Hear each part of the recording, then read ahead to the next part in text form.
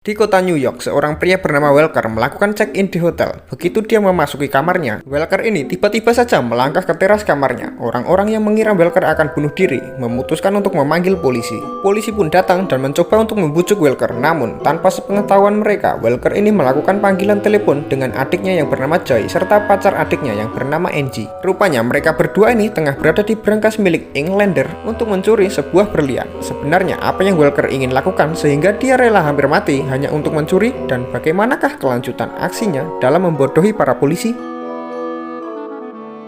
Ya, halo guys, kembali lagi nih bersama Mimin di channel Kaum Rebahan. Sambil rebahan, sambil molat-molet, enaknya kita dengerin cerita toh.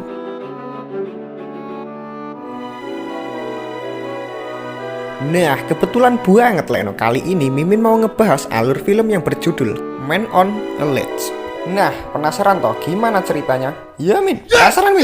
Aku ya penasaran Min. Aku penasaran Min. Sudah kuduga. Kalau begitu, tonton video Mimin sampai selesai ya. Yowes, tanpa berlama lagi. So langsung saja kita menuju ke... bentar deng.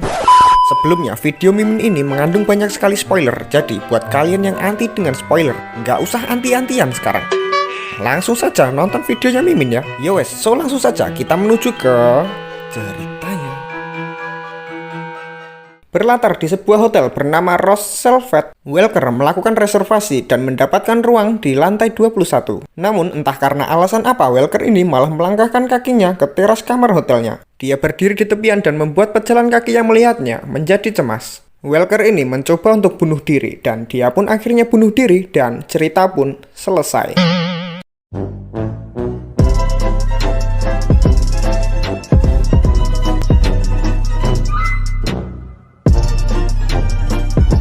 So itu tadi guys alur cerita dari belum selesai lah. Baru juga opening kita ini. Kembali ke cerita. Para pejalan kaki ini menelepon polisi dan tak berselang lama para petugas itu pun datang. Seorang polisi bernama Dante bertugas untuk mengontrol keramaian, sedangkan Jack mencoba untuk berbicara dengan Walker. Namun Walker ini hanya ingin berbicara dengan seorang negosiator wanita bernama Lydia. Yang mana Lydia ini sedang berlibur setelah kegagalannya membujuk seorang polisi yang akan bunuh diri di sebuah jembatan bernama Jembatan Brooklyn. Singkat cerita, akhirnya Lydia ini datang dan langsung mencoba untuk bernegosiasi dengan Walker. Mereka ini berkomunikasi melalui perantara rokok. Lydia ini berhasil mendapatkan sidik jari dari Walker dan menyerahkannya kepada Jack. Jack meminta tim penyelidik untuk mencari tahu tentang identitas asli dari Walker. Tak memakan waktu yang lama, segera saja mereka ini mengetahui bahwa Walker ini ternyata adalah Nick Cassidy, seorang mantan polisi yang dikabarkan pernah terlibat pencurian sebuah berlian monarch senilai 40 juta dolar milik pengusaha bernama David Englander. Akibat pencurian tersebut, Nick ini mendekam di penjara selama 25 tahun. Setelah Nick mendapat kesempatan untuk menghadiri pemakaman sang ayah, Nick memilih untuk melarikan diri. Kembali ke scene yang sekarang, Nick ini menjelaskan kepada Lydia bahwa dia dijebak oleh Englander agar dia mendapatkan asuransi. Alasan utamanya adalah karena bisnisnya Englander ini terancam bangkrut. Berikut diketahui bahwa aksi percobaan bunuh diri yang dilakukan oleh Nick ini hanyalah untuk mengalihkan perhatian para polisi. Di tempat lain, Joy serta Angie ini sedang beraksi dan tengah mencoba untuk membobol brankas Englander yang terletak di gedung seberang jalan. Namun mereka harus meledakkan titik tertentu bangunan agar bisa masuk ke sana. Di waktu yang sama, Nick berpura-pura untuk melompat dan menimbulkan kekacauan yang dimanfaatkan oleh Joy untuk meledakkan bangunan. Joy hanya berniat untuk mencuri berlian tersebut yang telah digunakan oleh Englander untuk menjebak Nick. Nick ini ingin membuktikan bahwa dia sepenuhnya tidak bersalah. Joy dan Angie berhasil memasuki brankas Englander. Di sisi lain, Jack ini menyuruh petugas keamanan toko perhiasan untuk mengecek brankas yang dimana Joy serta Angie berada di dalamnya. Ketika petugas keamanan itu datang, baik Joy maupun Angie berhasil menyembunyikan dirinya di sebuah ventilasi. Karena mereka tidak menemukan bukti maupun siapapun yang berada di dalam brankas, mereka pun pergi dari sana.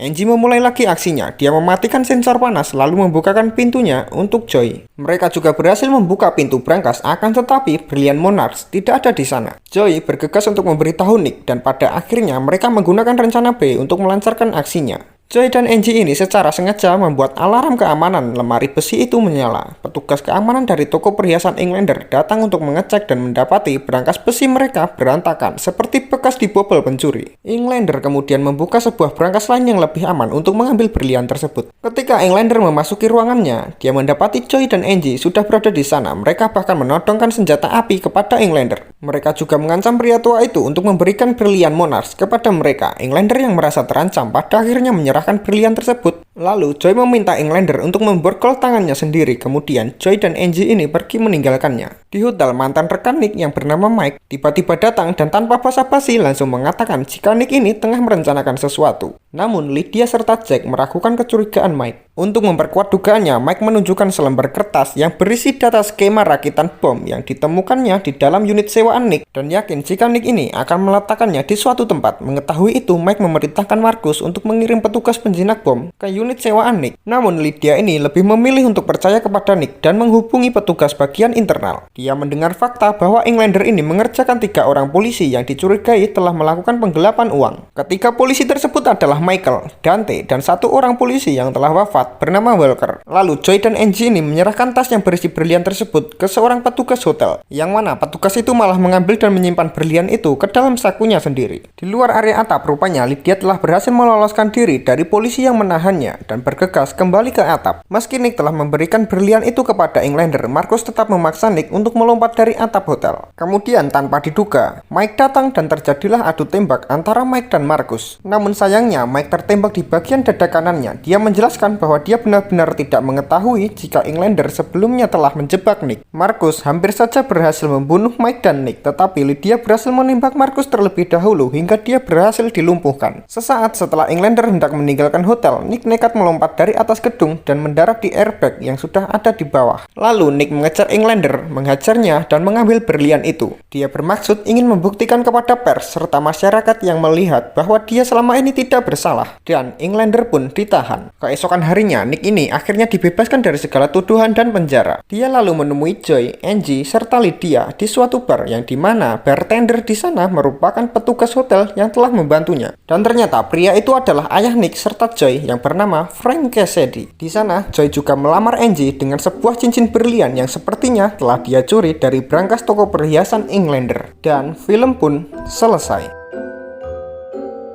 So itu tadi guys, alur cerita dari film Man on a Leash. Nah, kalian bisa request nih, mau Mimin bawain cerita dari film apa lagi dengan cara komen di bawah. Dan tentu saja untuk menyupport channel ini, jangan lupa untuk kasih like dan subscribe-nya. Nantikan terus video-video Mimin yang selanjutnya ya. Dan sampai jumpa dan